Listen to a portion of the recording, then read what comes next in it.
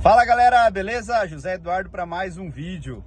Hoje vou estar mostrando para vocês o que é aquela vibração, aquele barulho de lata quando você aciona o freio motor e faz próximo à gabine, no teto superior esquerdo.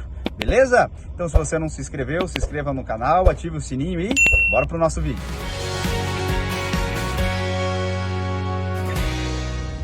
Galera, vamos lá pro nosso vídeo então.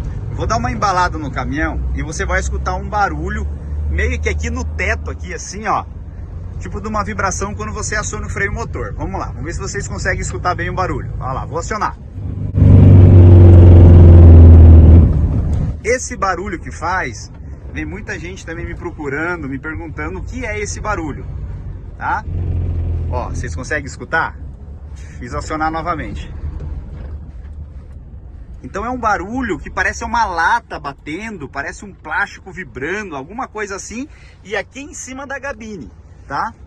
Então aquele dali é o filtrão de ar, aquele acabamento plástico que tem lá em cima da gabine, que ele solta o parafuso e ele fica meio frouxo, e ele tem uma arruela e aquilo ali faz vibrar.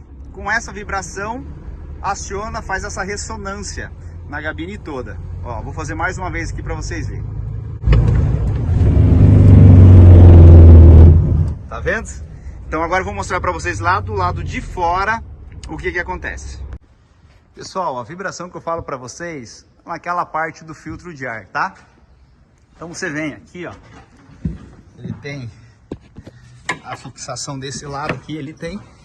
E ele tem esse parafuso aqui, ó, que ele costuma se soltar. E esses parafusos aqui também com a arruela. Então é só você apertar esses filtros aí e você vai ver que essa ressonância irá parar. Algo bem simples e bem tranquilo, né? Que vocês não sabiam. Beleza? Então, a gente aqui sempre procurando manter uns vídeos legais para vocês, ajudando e trazendo informação. Espero que vocês tenham gostado desse vídeo. Um grande abraço e até o próximo.